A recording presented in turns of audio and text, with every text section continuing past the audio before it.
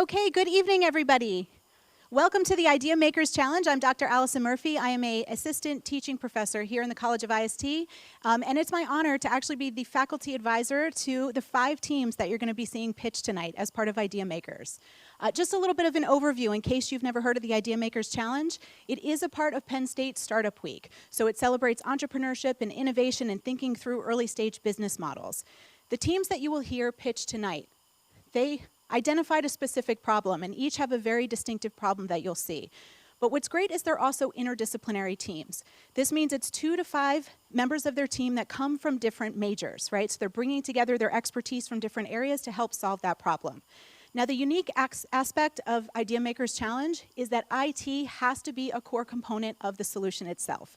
And it's not just about the technology, it's also about the business piece as well, right? So they need to think through things like the value of what they're trying to provide, who are the actual customer segments that they're trying to provide that value to, as well as the revenue model, meaning how do they make it a sustainable business so that they can develop a profit. Just so you understand the different process that these individuals went through, as well as whether you're interested in doing it in the future. There were 14 applications that came in, and our panel of reviewers down-selected that to our top 10. Those 10 teams then went through a number of workshops, including one where they met with experts, one where they learned a little bit about digital prototyping, and one where we talked about giving rocket pitches, those short pitches that can be quite hard to give when you have a lot of content you want to get through. After that, they competed in the semi-final challenge, where 2 of our faculty that are leaders in the entrepreneurship space evaluated the 10 different teams, and again, down-selected that to the top 5. And these are the top 5 teams that will be presenting tonight. I'd also like to introduce our judges, which is who they will be presenting to. We're very honored to have 2 experts, both in the areas of industry as well as entrepreneurship. Ms. Elizabeth King is currently the managing partner of her consulting firm, Elizabeth M. King Consulting. She is a retired vice president of HR Solutions and Services from Starbucks, and I know the teams are really appreciative that you're here to kind of guide them with your leadership in technology. We also have Mr. Jared Yarnell-Schane, who also is an entrepreneur himself. He has his own consulting company, Yarnell Consulting. He also has started and participated in a number of different entrepreneurial endeavors. He was the former director of the Thought for Food organization, as well as the co-founder for Green Towers LLC. And again, we appreciate your expertise in entrepreneurship as well as in coaching early stage ideas.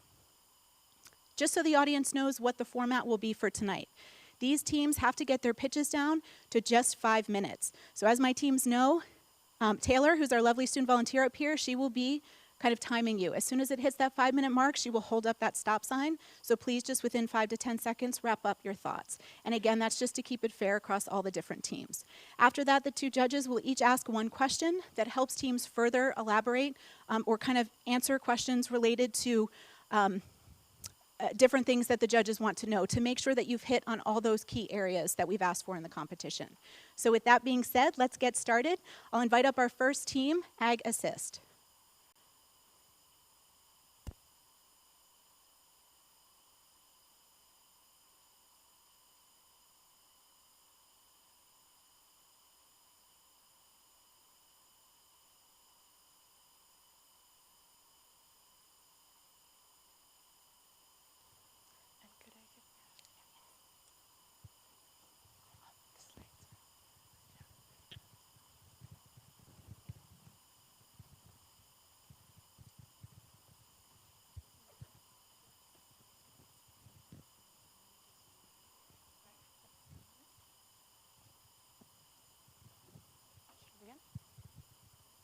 Have you ever thought about the day when food will become a scarce resource? I'm afraid to tell you that day is coming sooner than you think. The Food and Agriculture Organization report suggests the dire need of agriculture production to increase by at least 70% by the year 2025. Unfortunately, at current growth rates, this need will not be met, primarily due to the declining workforce in agriculture industry. There has been a 14% decline in the agriculture workforce globally. And the effects of this are already evident in America today, where 53% of the farmers are being forced to take detrimental measures from eliminating crops to even leasing out their farms. Thus, it is crucial to solve this problem before we can't put food on our tables anymore. Hi, we're Ag Assist, here to propose a solution to the globally increasing decline in agricultural workforce all throughout. We'd like to introduce you to the Ag Rover. This is a machine that we've designed. It's a 9-foot-tall machine that works very similar to a Roomba, moving around the farm field, servicing crops. Its main functionality is to automate the more labor-intensive sections of the agricultural process. By this, I mean providing fertilizers, water, nitrogen, nutrients, insecticides, and even pesticides to the plants. As you can see in the render, one Ag Rover can house up to 4 dispensing units. These dispensing units work independently, can service up to 8 rows, and work on each crop individually. Another problem that it solves beside labor shortage is that of water and nitrogen runoff. This is extremely important as it's an environmental issue, as well as it can help farmers reduce costs in terms of water and nitrogen.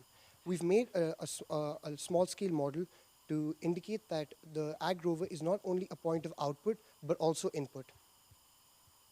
Using the sensors the rover employs to navigate and process its functions, we'll be collecting data on various parameters such as temperature, humidity, soil quality, pH, and various others. And we'll be, for example, using the spectral cameras, we do 3D imaging, which can detect and predict the location of weeds in the plants by an accuracy of up to 98% based on research results. And we'll be putting all of this data through an artificial neural net to create a custom-fit nutrient supply profile for the crops. This will maximize the yield with the most minimal resources used. And we'll also be presenting all of this data, the profile, in a user interface through the app to the farmer, where they can make changes to it if they see fit based on their experience. And at the start of the launch, our primary revenue is going to be from the sales of the rovers themselves. We'll be retailing each unit at $6,700, which includes a 22% profit margin. And we're also offering a leasing model at $230 a month. And we're also partnering with academic institutions to create an expert insight, real-time expert insight into the crop's behavior and fertilization techniques. And this will be a subscription model to the farmers at $9.99 a month. And considering the rover collects the data at a very close proximity, and this runs 24/7, so there's a large data set and there's a market for this. We're planning on selling this data to various research organizations, and we'll be selling this in a model of monthly real-time data streaming service. And we'll also be selling it in individual specific data sets depending on their demand. So for our initial target market, we're targeting farmers in California. That's because California produces the largest amount of crops in America. And also specifically, we're targeting strawberries because they're usually mid to low scale farms where we can easily provide them with low cost, maximize their yield, and make sure that their crops are doing all right. And then as we reach a critical amount of devices, we can then move on to selling data from those farms to research institutions because we have real-time data that is large and very accurate. And then we look at our competitors because we have 2 markets. The first is the Ag Rover market, where we are competing with traditional tractors and also precision agriculture. However, we're both accurate and at the same time technology intensive and affordable in this section. And then in the data selling space, we also have high accuracy, and at the same time, it's cost affordable, which makes us also very competitive in this space. So this is our tentative long-term plan of action. We, AgAssist, will be enhancing the agricultural workforce, paving the way to a more sustainable future, and providing a future where food scarcity is no longer a problem. Thank you.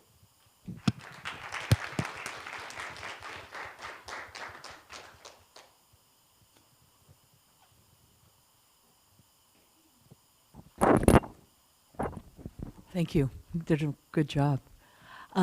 You're talking about a market that has approximately, I think you said 100 to 400 acres. How many pieces of equipment would a farm those sizes need? Each equipment can actually cater in one 24-hour period. It can cater to around 120 acres. And during fertilizer, so for a mid to low scale farm, something between 100 to 400 acres, 2 of these can completely cover it. And they can also do fertilization much frequent if you have more devices on field. So just on that then, how does whatever's in this machine that's delivering fertilizer, how does it get replenished? It's much like a Roomba. There's a docking station where it can automatically navigate, go charge itself, replenish the fluids, and replenish the fertilizers and everything it sees fit, and then it's going to go on doing its function. And to add to that, as you can see, we've got 4 individual tanks, and each of them have individual injectors. So it just goes to every specific crops and gives the required nutrients. Just ask one follow-up. So if I purchase 2 pieces of equipment, I think that's about $13,000. Do you have an idea what the profit is from a farm that size? So the functions, it's more about replacing existing equipment. For example, the tractors they use periodically to supply with the insecticides or fertilizers, depending on the farm size, they usually lease it or buy it right now. And any farmer, basic tractor, it costs around, a used tractor, that's the cheapest you can probably get. It costs around $20,000 to $30,000. And the really high technology ones, which have sensors and process all its functions, go up to hundreds of thousands of dollars. So it's basically replacing this equipment and doing its functions instead. Yeah, to add to what Likit said, the main functionality is it provides cost savings. In the main function, one of the main functions it does is it deweeds the plants. Now, what it does is, as it's going over the crops, it can detect which ones are weed and which ones aren't, and spray the herbicide right there. And this actually saves the farmer a lot in terms of how much they buy in terms of herbicide and insecticides, because what farmers normally do is they spray it across the entire field, whereas this machine can reduce the cost by around 90%, as they'll be using way less of the herbicide. And it is equally similar with the nutrients provided, where there'll be specified nutrients which would be put. They would be using less nutrients since they're getting accurate data of how much exactly is required. Great presentation. I have 2 questions. First one is, how often does a farmer have to spray their fields?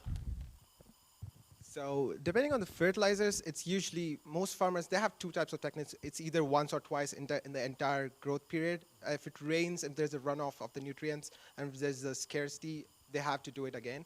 But for this, for our technology, it's mostly about doing the same process of fertilizing once, but if there's a certain spot runoff, or like if we use spectral cameras, using the spectral cameras on the leaves itself, you can accurately detect how much nitrogen uptake is going through the plants. So using this, if it detects that there is certain plant has a very scarcity of certain fertilizer, it's going to on the spot deliver to that. And to add to what Likit said, there are like stories of farmers who just apply their fertilizers once a year, and they could have runoff, and that's a lot of money gone, and they can't find the money to do that again. So with ours, you know that you're applying small time, and then you can apply again later, and it's just, you know that even if runoff happens, you still have the money to apply it again and not lose all your assets at once.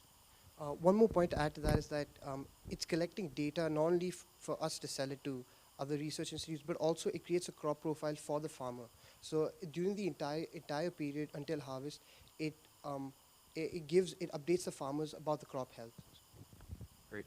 And you have a great price point, $6,700. How do you keep it so low? Can you describe the whole product?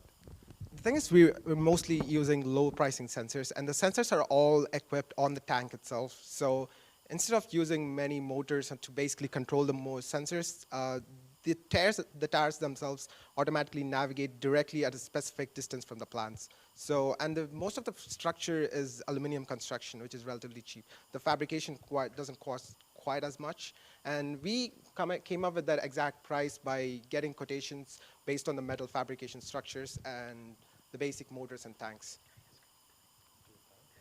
30 seconds. So just tell us a little bit more about maintenance.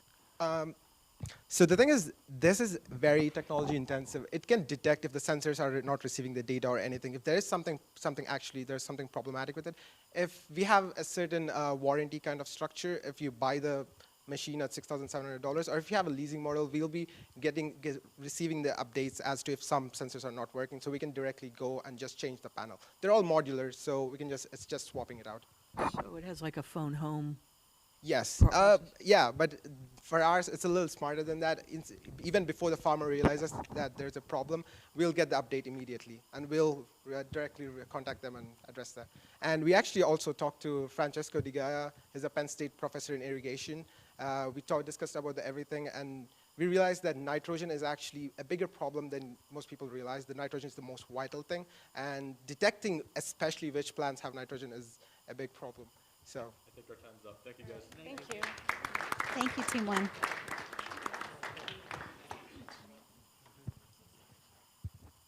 If you could- Okay, if I can invite up team number 2, Iota.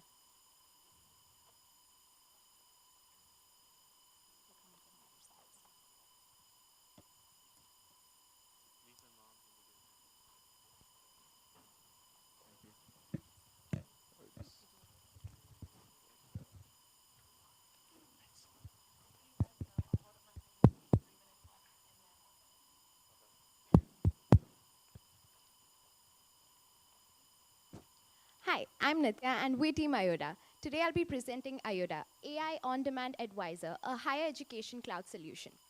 Through our customer discovery, we had the opportunity to interview over 20 advisors across the university and speak to over 90 students to conduct student interviews. And we realized that academic advising process at Penn State faces a certain congestion to it.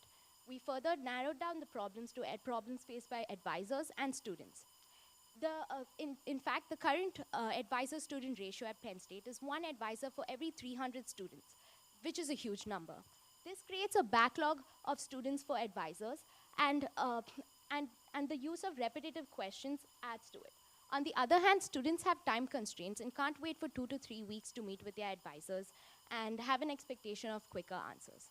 At the end, we realized that these aren't two distinct problem sets, but they do share a cause and effect relationship, where the time constraint is created by the backlog and the expectation of quicker answers can be resolved by automating a lot of these repetitive questions. So our solution to this is Iota, an AI on-demand 24/7 advisory chatbot that's personalized to the student and travels with the student throughout their Penn State journey, and also offers advisors a handoff plan and a pre-screening report. Here's a quick prototype of how Iota would converse with a student. This exact conversation is taken from a personal anecdote of myself from last semester, where I realized I was only 6 credits away from getting a math minor using Iota. Had I had the resources, I could have graduated this semester with an extra minor and also used my advisor's time much more efficiently. So last year, advisors at World Campus collectively spent over 500 hours sending one specific link to re-enrolling students. In total, this cost Penn State $13,500. Let me reiterate, this was for one specific link. As Iota begins to further explore other use cases, there's potentially a lot more money to be saved and value to be added. So you might ask yourself, how does all of this work? At the first level, we have the student experience, and this is arguably the most important experience for the advisor, or for Iota. This is where the student and Iota would directly interact with one another, and this is made possible through Google's dialogue flow, which incorporates natural language processing techniques to further understand a student's semantic questions.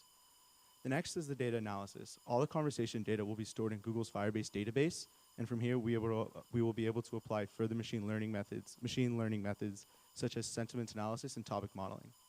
And finally is the feedback. After the data analysis, we can generate reports on an individual level for the student or on a demographic level for the university and for the advisors. So currently, Iota is internally testing up to 10 degree audits to fix any bugs or problems that Iota might be facing. In the near future, we're going to implement this for a live test so a student can control the experience, experience on a whole. And at the beginning of Startup Week, we actually ran a smoke screen and I've already collected 50 students interested in testing Iota. So this brings us down to the focal point of any business or entrepreneurial venture, revenue streams. Our first revenue stream would be to take the role of a data collection company and to sell conversational and academic demographic data to higher education institutions and also to companies that are seeking to purchase educational data. Our second revenue stream will be to work alongside higher education institutions and to implement Iota into their IT systems. And our third final revenue stream will be to integrate Iota into the G Suite platform. As we've been receiving funding from them for the past 6 months, it shows that they are also interested in penetrating the educational market. With regards to our revenue model, our plan is to consult for higher education institutions and to charge them a one-time implementation fee, which would be for integrating the system into their IT systems. We'll also be charging them a subscription fee, which would be annually decided, which would also be calculated based off of the student population to institution ratio. We've done extensive research to find out that our competitors are mainly LivePerson and Quantify. LivePerson is a company that's been publicly traded and they've been in the industry, in the chatbot industry for the past 20 years. And Quantify is also another company that's seeking to penetrate the learning analytics platform. Our research also shows that LivePerson has academic chatbots which answer generic questions that could be found on an FAQ. Where we stand out is that Iota will provide personalized answers to students and also be separate from its competitors. As a team, we believe that Iota will shape the Penn State student experience and also enhance the advisor-to-student relationship in this university. Thank you.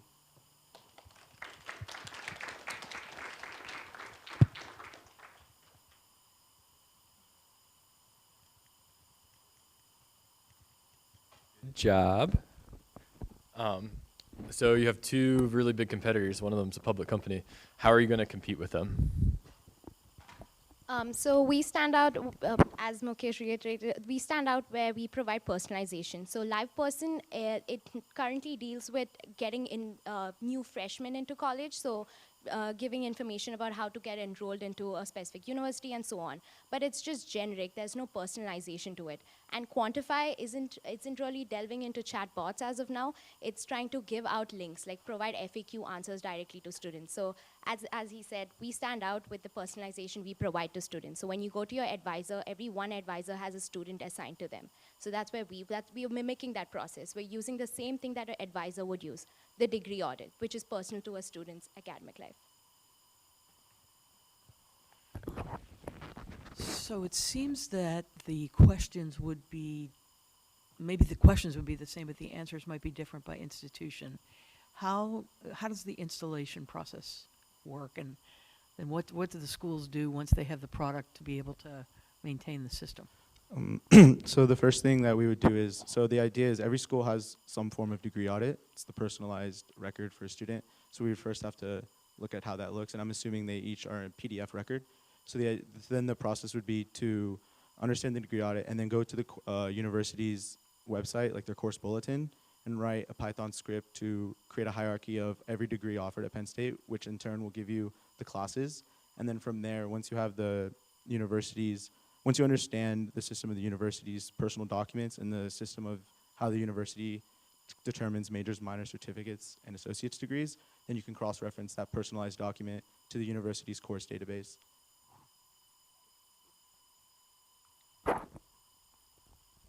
I think you mentioned that for one of these questions it costs $13,000 to Penn State. That seems like a lot of money, but it's really not that much money. So yeah, how else, like what other value can you provide? What other value can we provide? We are not just focused on FAQs. As I mentioned, we also delve into major, minors.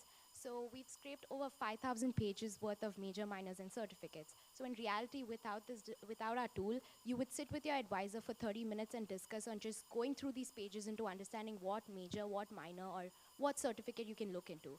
Where we are providing value is we're giving you that answer under a second by telling you these are like the top 5 minors you can take based on your interests and your academic and the classes you've already taken. You can use those 30 minutes to understand which minor out of those top 5 minors you can use and which fits into your academic life and your interests and so on. To add to that point, it also saves time on the advisor's end to be able to focus more on these important questions and to help students actually achieve like their career goals rather than wasting time on discussing potential minors as well. So you obviously have done a lot of research at Penn State. How would the students become aware that this thing existed? So I think the first goal would be if we were to go back to our revenue streams, and so there's the two kind of revenue streams we're focusing on is to either use Google as kind of a foot in the door, because we are talking to people who are doing cloud solutions for academic institutions, or another one would be to work alongside the university. And to answer your question about how do we kind of market ourselves to other universities, it would mostly be kind of an on the ground campaign of. Okay, hold on. I'm just trying to understand how the students at Penn State would know this option existed versus visiting their advisor. So we had a table booth at Startup Week, and we was talking to students about providing value. Something that caught their interest was we spoke to them. We told them that you can understand what minor you can take based on your credits immediately. So if we could advertise that within Penn State itself, that can get us our initial customers. We already have 50 students lined up for our smokescreen to test their transcripts with us. So advertising it using that one pain point that students have, which is like understanding what minors they can take, that's one way to get into the market.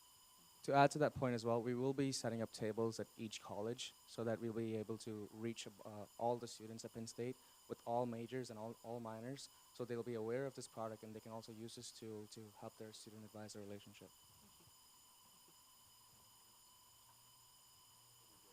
Great, thank you. Thank you.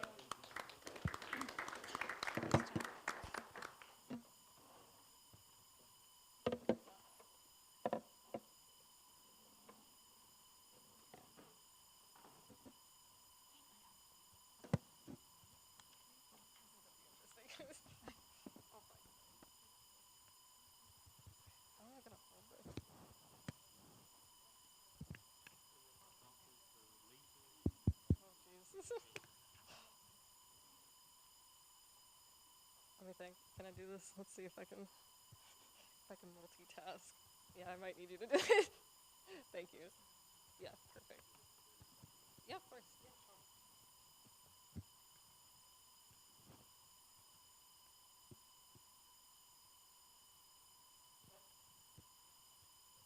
I'm good to go. Cool. So if I were to begin this presentation using words like cervix, vagina, scrotum, or labia, would that make anyone in this room a little uncomfortable? Yeah. Maybe that is because the context or maybe even lack thereof that you learned about these terms. My name is Maddie Katz. And I'm Tara. And we're going to get right into the problem today. The issue at hand is that 26 states do not require sexual education. Of the 24 that do, only 13 of them require for it to be medically accurate. Sexual education in America is often viewed as a joke. It lacks consistency, effectiveness, and thoroughness. Because of this, kids and teens are turning to sources like their friends or the internet, where they're being provided with wrong and maybe even harmful information. Fact of the matter is that Americans today do not know enough about their bodies or others. Take, for example, labiaplasties, which reduces the size of the labia. There's been an uptick in the number of young women getting these procedures to alter the look of their genitalia to look more Barbie doll-like or more like how they think a vagina should look like. It takes all of about 2 seconds to explain to them that vaginas come in all shapes and sizes and there is no one true normal. That information alone would increase confidence, decrease embarrassment, and potentially save these women from doing an invasive and expensive procedure that is altogether unnecessary. Our target audience for selling our product is two-pronged. Our main target is school districts, as we would like to help ensure that information they're teaching is accurate and medically supported. We would also provide them with an easy way to present this information. Currently, less than half of high schools in the United States teach all 19 CDC recommended topics in terms of sexual education. It is less likely, additionally, we would like to sell this to individuals, as it is very likely that conservative districts may not be interested in purchasing our product. Regardless of that fact, we want anyone who's interested in our product to be able to access it. This could be parents who may need an additional resource when it comes to the talk, or maybe young adults who want to take on their own education, similar to on the news nowadays where you're seeing children take vaccinations into their own hands. So how big is this market exactly? According to the government, 95% of educational buildings have computers or technology. And that survey was done in 2012, which means the prevalence of technology has only grown since then, especially with the increased use of tablets and mobile devices. So all of those schools are potential customers, and that comes to about 60,000 schools between the public and private institutions. To look at the individual segment, in 2015, 94% of children had computers at home. Of those children, 1 in 5 looked up information on sexual health or relationships. That means that there are about 5 million adolescents on the internet actively seeking this information. Furthermore, last year there were 5,000 Google searches by parents on how to give their kids the talk. Therefore, there are plenty of people looking for these resources already. That's not including the millions more who may be seeking out this information if they knew that a reputable resource existed. Our proposed solution is fairly simple. We want to create a module-based education platform filled with medically accurate and professionally recommended information. Enter the BASE program, or Beyond Average Sexual Education. This system is mainly based off of Google Academy. The user simply logs in and is able to gain all of the information at their fingertips. The user-friendly flow allows for students to scroll through the content, to go through their progress on their own and access any sort of assessments or activities. Creating a digital system would allow for an easily accessible and interactive way to learn sex ed. Due to the digital era that we live in, kids are exposed to technology at a very young age. As such, a digital learning platform is a space that they'd likely feel comfortable in and perhaps even excited to learn through. It also allows for children to navigate a potentially embarrassing subject in a private space and at their own pace. Lastly, doing this digitally would allow for an easy updates to ensure the accuracy of our information and for easy distribution through a login system. This login system is ultimately how we would sustain our business, so the individual customers would purchase their login through a small one-time fee, whereas schools or organizations could purchase their access in bulk at a discounted rate. That final price would be determined by the size of their institution. We believe that our program is necessary and unique because, as of now, there really isn't anything else like it. When we researched other sexual online education programs, they really only fell into two categories. One was very heavy on statistics and anatomy, and the other ones were so casual, they even went into talking about sexual acts on these websites. We really think that we hit this happy medium of a casual undertone while still hitting the important anatomical information. For instance, our first module would still be about anatomy, but as it is just as important, we would also have a section on self-care. Often we hear the phrase, go to the doctor if something looks abnormal, but have we ever really been taught what normal is?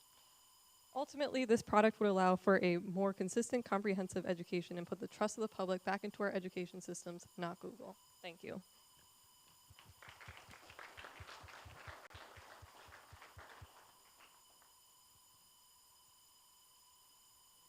Thank you. What was the sort of the impetus of this idea? Like, do you just mean like what? What sparked it? Yeah, of all the topics you could have picked, I why know. this?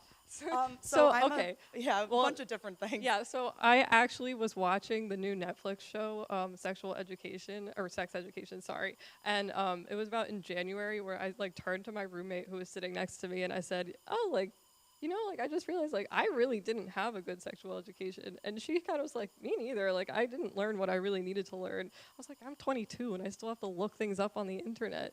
And one of my other friends, when I started talking about this, he said, yeah, I used the Cha-Cha service, the texting service where you can like text questions and it'll give you answers. He used that to answer his questions. And after that, we saw that the IdeaMakers competition was a thing. So this is all just idea-based. We are currently still in the idea phase. And I reached out to Maddie. And then I'm a biobehavioral health major, so I've taken courses on sexual education, and I'm going to be going into the education field in general. So teaching sex ed is something that I'm very interested in. These stats are scary in and of itself, and it's something that we'd like to change. Yeah. So I wish my parents had bought the $20 subscription. Exactly. Yeah. Which just seems like a really nice price point to not scary and all that. Mm-hmm. How much work though to create the modules? How do you That's a see great that? question. Honestly, because we haven't been able to do a lot of the like research and all that goes into it, it's hard to say. However, it would be mostly just reaching out to doctors to figure out what kind of information we should be having on this kind of platform. The whole like, as far as how much it would cost us, it would mostly come down to, because we'd probably have to hire some like coding people, we'd have to hire some graphic designers.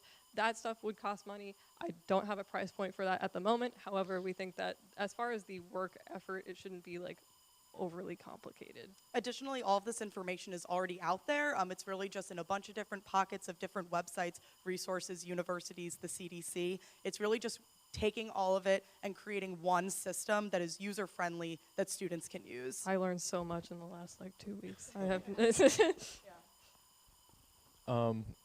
Yeah, great job. Thanks. Are there any, so you said there's no direct competitors in schools. Are there other examples of schools buying like a software module to teach something maybe different? Yeah, I think that there are like some really cool, I've just have been doing a lot of online classes through Penn State, so I'm sure that there has to be other ones for high schools. I know that my high school in particular has been doing, we're an inner city school, and so they have gotten a lot of really great like grants and stuff, so that we are currently giving out, because my brother is still in high school, he's been like given an iPad that is like under his name, so like he uses this iPad to do his homework and all. So I'm sure that like, I don't know if they're currently using programs, but I feel like it's so easy to just implement them now that there is so like usual for them to give out computers, to give out tablets, whatever it is, because it's so common nowadays to have technology in school systems. Yeah, that makes a ton of sense. So one of the questions I have is there's a lot of untrust in facts and news now. How are you going to maintain that trust in your product? Absolutely. So I think presenting this information to schools when trying to convince them to purchase our product, it'll be very pertinent to also couple that with the loads of empirical data out there about if you're teaching medically accurate sexual education, the statistics in terms of teenage pregnancy, STDs, the whole 9 yards go down. Really, that is the best option compared to abstinence-based programs. So I believe just showing them that data from trusted organizations such as the CDC, the World Health Organization, those big organizations that we do put our trust in, will be very helpful. It would also be helpful to just research through a variety of different sources as opposed to just taking information from like Planned Parenthood, which people might be like, oh, it's Planned Parenthood, you know? So it's just a matter of gathering information from a variety of sources that might add to the relevance and the factual basis of it. Knowing that you're starting this idea, have you thought about extensions of this idea with other sex-related topics? Like I read an article today about sextortion, which is getting kids to videotape themselves. Oh et cetera. yeah, absolutely. So I'm wondering if you thought about like how to make it more than a one-trick pony. Yeah, Absolutely. absolutely. So the fact is, since it is module-based, it's so easy to add new modules and say like, oh, like there should definitely be a whole unit on relationships and like saying like yes or saying learning how to say no. And sexualities. Sexuality is also a really great unit to have. They're actually one of the LGBTQA populations are more likely to be looking for this information. So also, sorry, stop. I'll stop. Should we keep going? Okay, awesome. Sorry, but I lost my train of thought now. I think I've followed. Okay, Yeah, sorry. Thank you. Well done. Absolutely.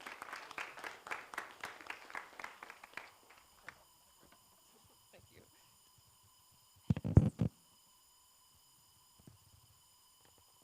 Okay, if I can invite up the next team, TripAlert. I will also just mention for my IST 110 students in the room, Tara was my previous IST 110 student, so this could be you up here on the stage just next year if you're interested.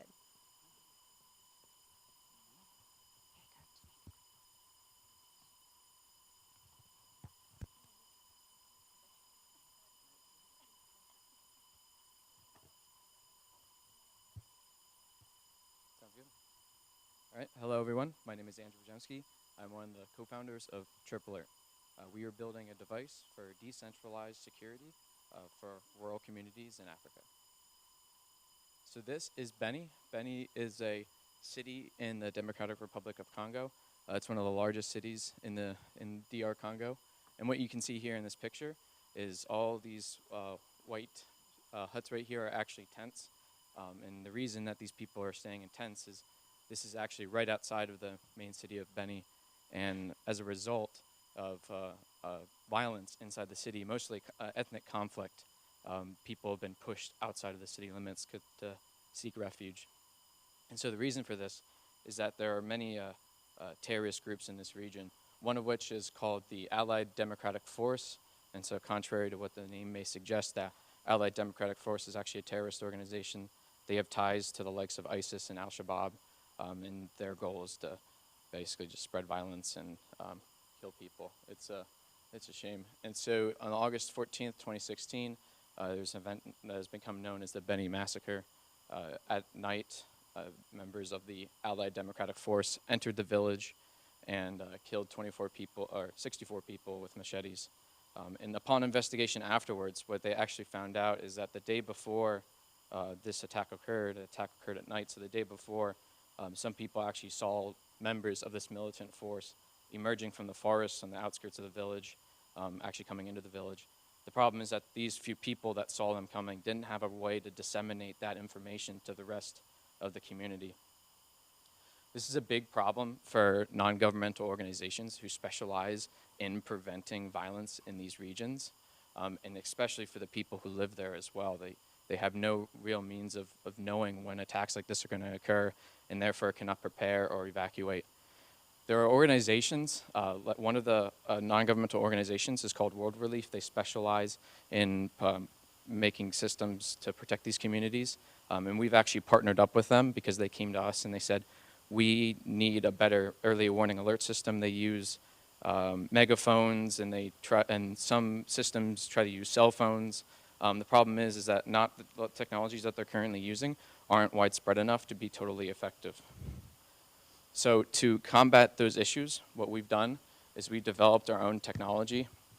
This is the box right here. I have here one of our working prototypes. And so what this box is it's a little detector that goes inside of your home, much like you put a smoke detector up on your wall.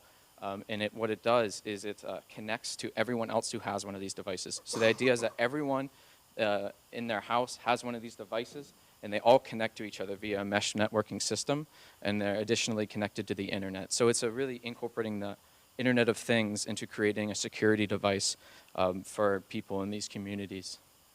So this is how it works. If there is someone who sees a threat or detects that there might be a threat, like those people who saw the militants emerging from the forest, what they do is they press the button on one of these devices in their home. And when they do that, that alert propagates throughout the network to everyone else that has one of these devices. So since all these devices are connected, no matter who hits one of the buttons, it'll propagate throughout the entire village, alerting everyone else about that there might be a threat occurring, to allow people to become more aware of a potential threat and prepare themselves. And so additionally to preparing the people there and alerting them of what is going on, at the same time, data is being streamed back over cell networks to the sponsoring organization. And so this provides meaningful data on this system to non-governmental organizations, data that they have not had access to before. And so by selling this system to these non-governmental organizations, they can place these in people's homes, collect data on what is happening, and better prepare themselves. So you can see here the metrics. It's a low cost. The range is 5 miles between houses, and the battery life is 2 years. So that does not need to be addressed very often. So we're currently developing this prototype. We will be taking it to Kenya in May to test out with people there and kind of test out how this mesh networking system will interact with the people there and better integrate a solution for them. We are TripAlert. We are building an Internet of Things technology for alerting rural communities of threats. Thank you.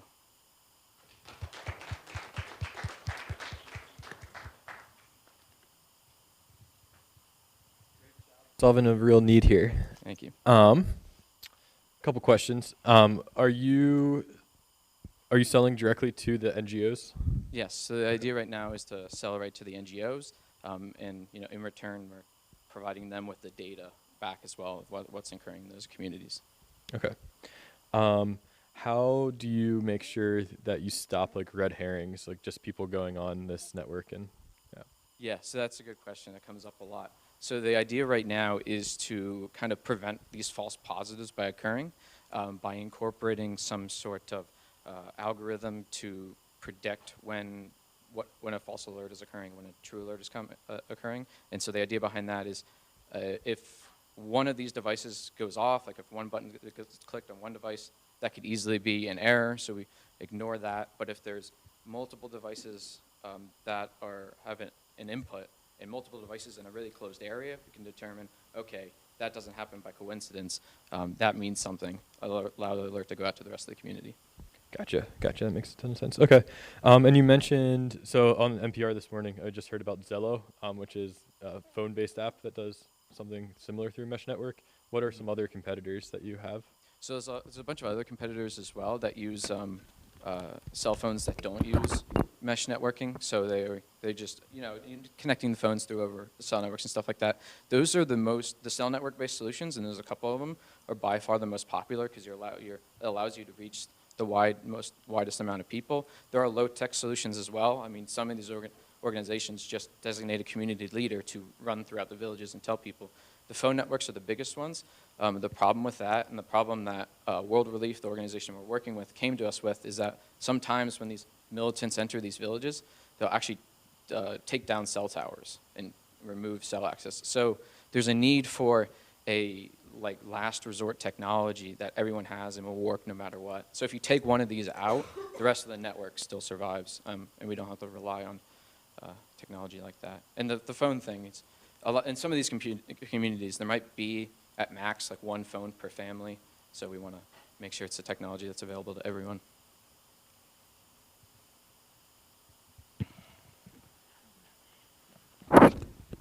Actually, your presentation is really clear. I'm not sure that I have a great question, except how did this World Relief? partner, World Relief, how Yes. do they find out about you?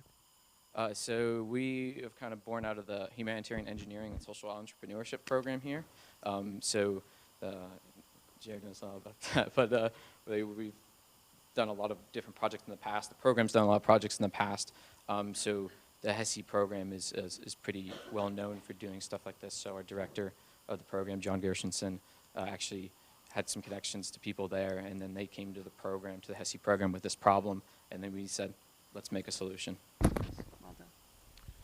I have just some questions on the business revenue side of things. So how many communities do you think this would be appropriate for? And yeah.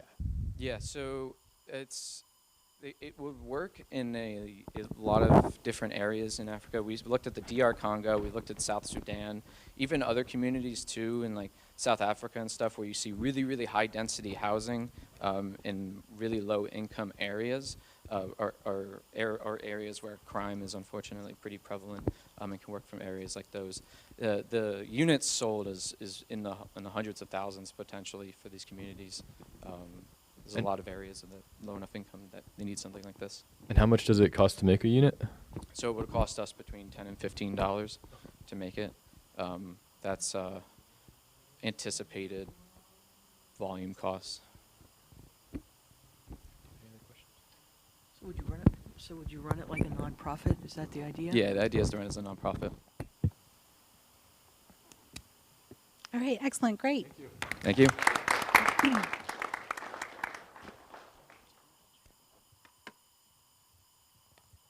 I'll invite down our final team, Team 5.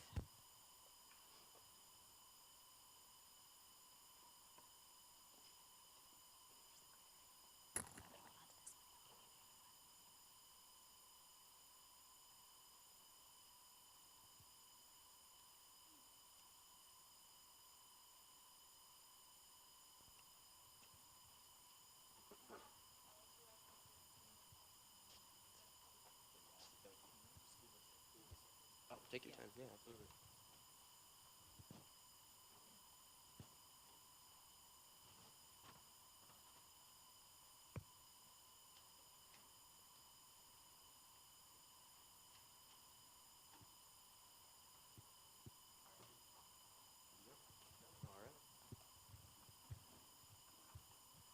$5.2 billion.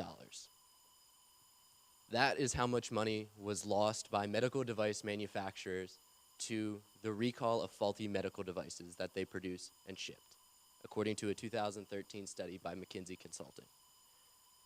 In the 6 years since that study came out, the market has grown significantly, and today, even greater costs are being incurred due to the financial risk of recalled medical devices. Tonight, we present to you Maverick Supply Chain Management System, or SCMS, which is a software solution to help mitigate the risk of recalling medical devices to these medical device manufacturers by tracking medical devices throughout the entire supply chain through each entity that they go to. So, good evening. My name is Joel Seidel. And my name is Devanshi Agnahatri. So let's start off with a few statistics.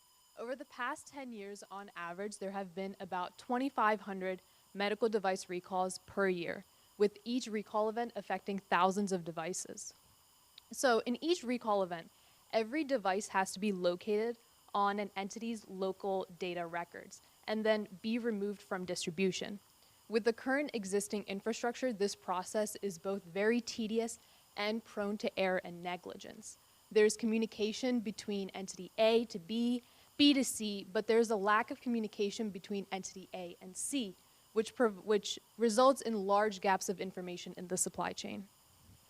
Now, as you can imagine in practice, when we are dealing with a real medical supply chain, we're not working with entities A, B, and C. We're working with entities A to L or A to Z. Some medical devices can go 5, 10, 30 different locations before it finally reaches its end user. So in practice, we can see it's even more difficult to find these potentially recalled items. So the FDA took the first step.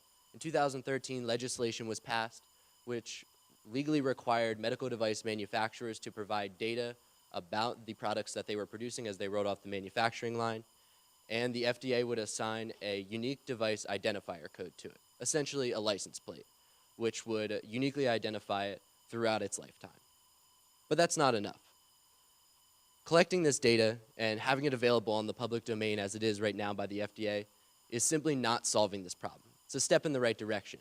But until there is a system that comprehensively tracks these devices all the way through the supply chain, there will be a continued loss of money, of financial loss for these companies as they have these recalls, but also for the end user, there will be the endangerment of human life.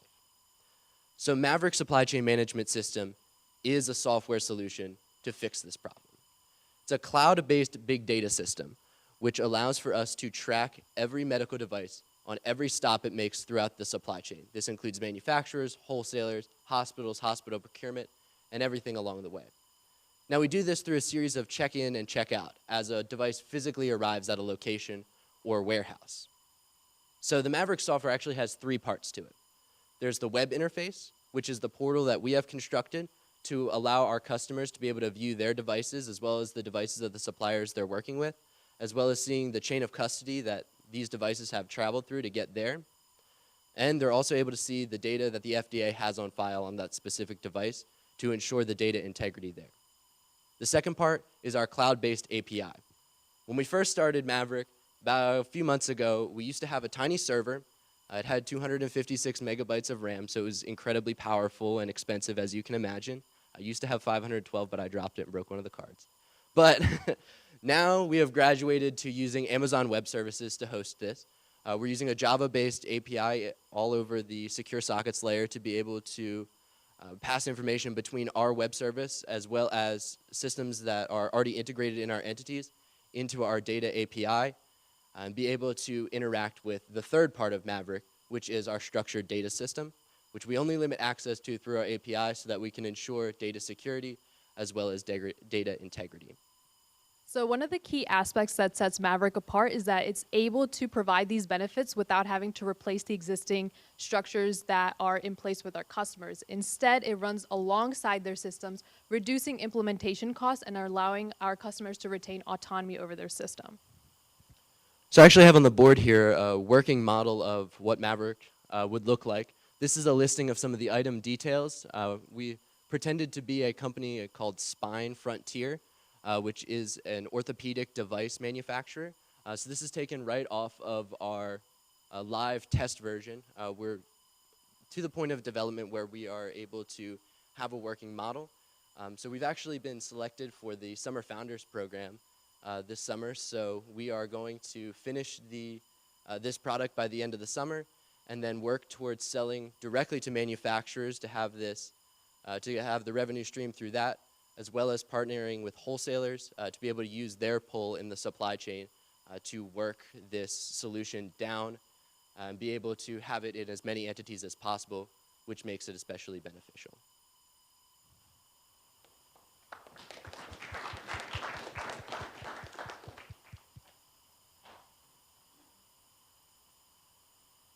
So I know you're still working on this idea, but you said something like your software will run alongside existing company software. What does that mean? So it actually runs on top. And this is one of the things that, as was said, sets us apart from our competitors. Now, if you were to be looking for a service such as this, you could call up a data company, such as SPS Commerce, I know is one that does this kind of service. And they'll say, absolutely, we can work with your supply chain. Here's what you have to do. You have to give us $200,000. Or if not more for even larger companies, and we're going to remove the data system, the inventory management you already have in place. We're going to remove any of the computer processes that we're already using. We're going to replace it with our own, and then we can provide you with this service. So we found with our competitors, or potential competitors, that they are focused on an individual entity within the supply chain, replacing their system, while ours works in a different way. So it actually works with the systems that are already in place. We interface with them or we are able to use our own portal. So we provide a degree of flexibility that we're not requiring the people that want to implement our solution to throw out all their inventory management that they have and move to our system. So I might be confused. I assumed the push was to the medical device manufacturers, but I don't hear you say that. Correct. So we actually have a twofold problem that we're solving with this. First is to the manufacturers, where we're looking to mitigate the risk of recalls. So they're going to have their discrete manufacturing software, which also functions as their inventory management. The second side of our problem is towards wholesalers, who are looking for additional supply chain visibility, as well as analytics to be able to work with their suppliers to have it be as efficient as possible, and they'll have inventory management through their purchasing systems. So we are building this system in such a way that it can interact with both of those type of systems, as well as the inventory management of hospital procurement and the purchasing systems as we go down the line. Right, and adding a little bit on to what Joel said, so we're targeting manufacturers because they derive the most benefit in form of risk reduction, but we're also targeting wholesalers because they have the most reach down the supply chain. So we intend on entering a revenue sharing partnership where we receive, or we sell to manufacturers and we also sell to wholesalers, but the revenue that we receive from the manufacturer is shared with the wholesalers to incentivize promoting our product down the supply chain. Do you have any idea what price point you'll be selling for? So we actually did a little bit of back of the napkin, quick and dirty kind of calculation on this last night.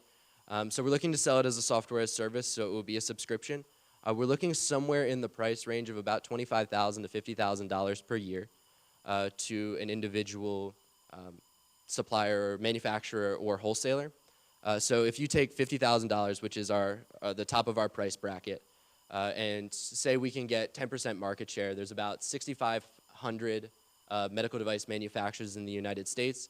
10% market share, we'd be looking at about $32.5 million in year-over-year revenue. And that's, of course, at this stage, it's difficult to say, 10% market share, but that's absolutely what we're working towards. Good. Yeah, it's just good to get a snapshot of the market size. Okay. What was my other question? Oh, so this is a SaaS model. It sounds like the other models are located at the facilities. Correct. Is there security kind of concerns with storing things in the cloud like this? So what we are, so the way that we're actually building our system is to mitigate that. We are running all of our security through the API. So we are already working with one of my colleagues from Rochester Institute of Technology, which is, it was a school that was founded for cybersecurity. So he's working with us. He's made our development, he's made me very frustrated in our times of development with the security that he is recommending. So as far as our end of security, we are building this with the understanding that we're going to be running it as a cloud system and knowing that the security needs to be directly integrated. And beyond that, as far as the device information itself, there's nothing necessarily confidential that would be coming out of the manufacturers because all of this data is actually already on the public domain, but it's formatted in a way that's not specifically usable. So we are maintaining that structured data. So there's not, while security is something that we're taking into consideration, and we're absolutely building it right into our model, we're not dealing with anything that would be under the HIPAA law or anything like that. I think that's our time. Thank you very much.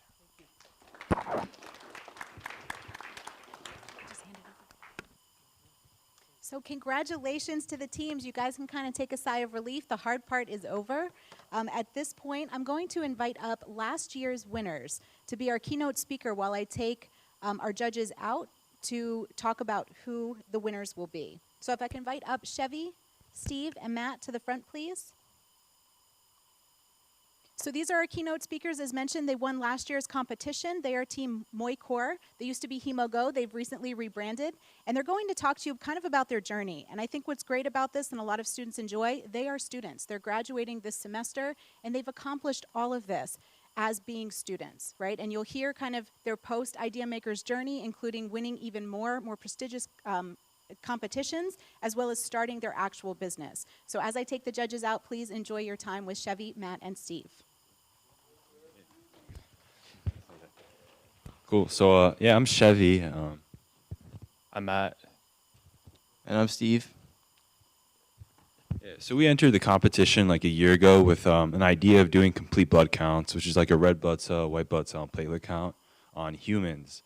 But actually, within the last few months, we've totally switched our idea and are actually like servicing animal clinics now. That's because like little regulation and it's very easy to get into the market. But immediately after we left the competition, we got to fly out to New Orleans for the GrowCo conference, and that was huge because we got to network with a lot of people, like people ranging from Damon John, who's on Shark Tank, to other angel investors, and we've maintained contact with them. And recently, we've already progressed our business. We're actually raising a $500,000 to $1 million seed round, and Matt will discuss that. Yeah, so we've gotten the opportunity to win even more competitions besides the IdeaMakers. So we've won the InQ competition, so we've got $30,000 from that, and then we've gone to the Summer Founders Program with $10,000 with that. So in terms of Penn State, we've won a lot of non-dilutive funds, or whatever word you use, but we've won a lot of money with that, and with that we're able to expand and go to San Francisco. We've been there at least 2 times just to meet with angel investors with that, and we were just there over 2-3 days ago, and we signed our first 2 letter of intents for animal clinics, and we've gotten around $500,000 worth of angel investment, and we're shooting for around $1 million at a $5 to $8 million valuation. So that's where we're at right now, and over the summer we're going to be, Steve can talk about what we're going to be doing over the summer. Okay, so over the summer, we're probably most likely moving out to San Francisco. We were fortunate enough to apply to Y Combinator for the second time. I don't know if you know what Y Combinator is, but basically it's one of the most prestigious incubators in the country. It's considered the Harvard of incubators. They basically just connect you with a lot of like high angel investors, a lot of VCs, big VC companies. And then other than attempting to get into Y Combinator, we're moving out there to, I guess, implement our vet service. So our vet service is simply just supplying one of our CBC microfluidic chips to them, in terms of they take the CBC, they put the blood in it, and we take it back and we give them their results. And it's really cool because right now they're using a machine called IDEX, and it's costing them a lot of money because of reagents, because they can't do the 500 or the 200 to 500 blood samples required for the whole reagent pack. And so we're just coming in there and just cutting the costs, and so it's pretty cool. I mean, other than that, I guess I think from last year to now, it's been a huge change. Like from sitting in like those seats, when I was getting ready to like pitch, I was really nervous, and right now, I mean, I'm not the best at public speaking, but I wasn't the best last year, and I'm a lot more confident now, and it's really cool, like the skills you've learned through this whole process of, just managing time, talking to people, networking, learning how to ask the right questions. Because personally, in Moichor, I'm the customer research guy. I basically try to find as much information as possible to have a reason to do give our company out to people, or our service. But yeah, I mean, if you guys can Yeah, so I guess to give our 2 cents of advice, be like iterating every week on your product. Rate of iteration is very key for your success. Like, we've garnered a lot of interest in San Francisco. So like Matt said, we have 500,000 committed. It's only because every week we're iterating on some part of our design, whether it's like the machine learning algorithm or the microfluidic chip.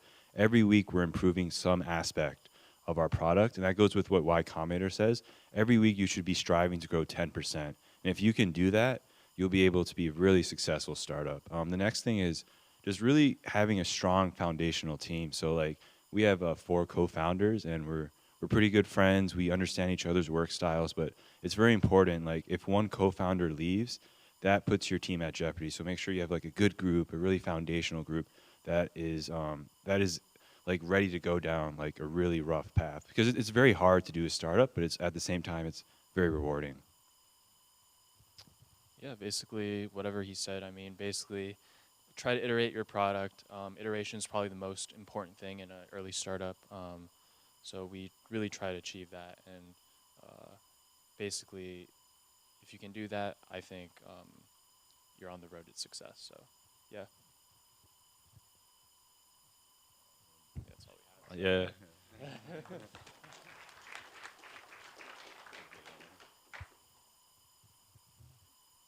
Yeah. We're gonna wait for the judges to finish the deliberating. So sit tight.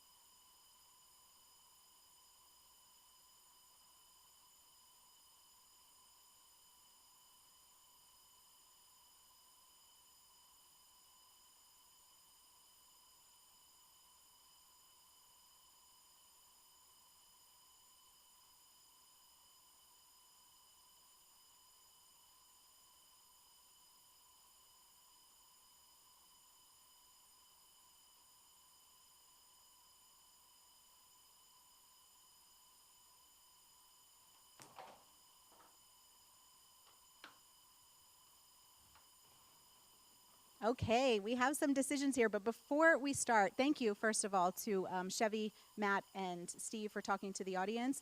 I am going to let the judges just address the teams and talk to you a little bit about their impressions of your presentations. First of all, great job, everyone. Give yourself a round of applause. Yeah. Now, I'm already working with some of you in Launchbox, but I wanted to say for the other teams, come and use some of the support services that we have. I would love to personally meet with you. I know Lee, who's just down there, would also love to meet with you. We have a ton of great resources, some money. So please come down, hang out with us, and let's make these ideas happen. And I also just wanted to say all these pitches were fantastic. I see a lot of pitches, and these were really, really good. And I really just loved, I think, how a lot of you are focusing on kind of social issues and issues that are just meaningful to people and to the planet. So for that, well done. I don't want to repeat, except to say you guys did a great job. And these kind of pitches are not easy to do, so I'm sure there's stress and anxiety about getting up here, and you really all did a fantastic job. I'm with you. Like, I would love to see all 5 of these ideas come true. So if you're passionate about them, I just want to encourage you to use the resources like Launchbox and other resources here at Penn State and try to make sure that these great ideas don't die on your PowerPoint presentation. So thank you. And thank you to our judges, too. Excellent job, teams. I am so proud of you. It is not easy to get up here in front of this big auditorium, right, and talk about ideas that are very personal to you and then have to answer questions about them. So you're all winners, of course, in my mind. But let's talk about the winners themselves. The first award we actually give out is not always known to the IdeaMakers team, and it's actually the Dave Hall Award. Dave Hall was one of our previous deans. We sadly lost him too soon, just a few years ago. But he was the one that started Startup Week. Startup Week originated in the College of IST. He was the one that said, we have IT, right? We have these problem solvers sitting in classrooms, but we need to get them outside of classrooms. We need them to think about creativity. We need them to think about innovation. Let's give them a space to do this, to talk to experts and to speakers. And he encouraged the creation of the IdeaMakers Challenge. So he is the one that says, let's reach outside of IST. Let's go into the other colleges, find experts there, have students work together, address real problems, and come up and pitch it, even though it's scary to do that and sometimes your ideas fail, right, or they go in different directions, but let's get them that type of experience. And so the IST Advisory Board instilled an award in his honor to, as you can see here, celebrate teams that exemplify collaboration and innovation across disciplinary areas. So it's my honor as the faculty advisor to get to pick this team every year. And there's a team that stood out to me. It's a team that, although they are kind of central in their different disciplinary areas, they bring different areas of expertise.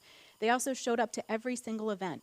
Were incredibly passionate, and what was excellent was they took feedback from every expert they talked to, from every piece of advice they gave, and they integrated it into their presentation. And from the Q&A session, you can also see that every single member of their team was passionately and energetically involved in their pitch and in this process. So when I announce awards, if I could just ask you guys to stand up and we'll acknowledge you, and then afterwards we'll come down front and take some pictures with our marketing team. But the winner this year of the Dave Hall Award, I'm happy to say, is team number 1, Ag Assist. So if you could please stand. And again, thank you for your engagement, your passion, and truly your learning mentality. It's something that stood out to a lot of the individuals that you worked with. So now I'd like to talk about our third place winner. When we were talking with the judges, it was a difficult decision. As mentioned, all of you are addressing really important problems in lots of different places, right? But we kind of narrowed down who gave the best pitch in this 5 minutes. And again, we talked about this. You can do a ton of stuff outside of a pitch, but what matters in a pitch is how you present that information to the judges. So team number 3, I'm happy to announce, is Ag Assist. Congratulations. Now, our second place team is TripAlert. Congratulations. And our first place team is BASE, Sex Education. Congratulations. So just so everybody knows, there are, of course, prizes involved in this, as well as just knowing that you did an excellent job in this competition. Our third place recipients received $75 gift cards from Amazon for each person on your team to spend on something to help advance your idea or just something fun.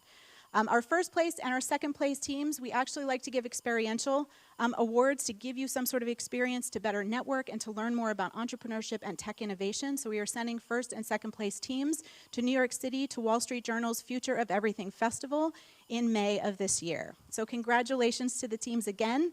And I do want to say thank you to so many people. This event could not be possible without all of these people plus additional people. Thank you to the speakers, to our judges, to our teams, to all of our student volunteers who help run this event. We just really appreciate it, and it could not happen without you. With that being said, I hope some of you in the audience join our competition next year and think about some of the ideas that could help advance technology. Thank you guys. Have a great night.